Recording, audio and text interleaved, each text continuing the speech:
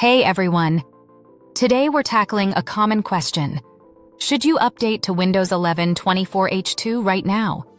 With new features, security updates, and bug fixes, it can be tempting to upgrade immediately, but there are a few factors to consider before hitting that update button. First, Windows 11 24H2 brings performance improvements, new productivity features, and better integration with Microsoft 365 apps. It also includes the latest security patches, which are important to keep your system safe from vulnerabilities. So, in general, updating eventually is recommended for most users. However, there have been isolated reports of issues, such as compatibility problems with certain SSDs, driver conflicts, or difficulties in enterprise environments with WSUS or older hardware.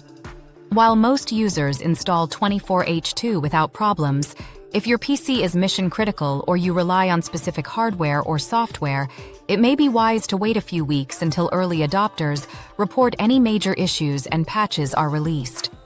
Another tip: back up your files before updating and ensure your drivers and BIOS are up to date. You can also check Microsoft's release notes or known issues page to see if your hardware or applications are affected. In short, Windows 11 24H2 is generally safe, but if you want maximum stability, consider waiting a short while for early bug reports to surface.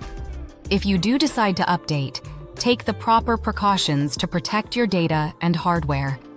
If you found this guide helpful, don't forget to like, subscribe, and click the notification bell so you won't miss future Windows tips and update advice.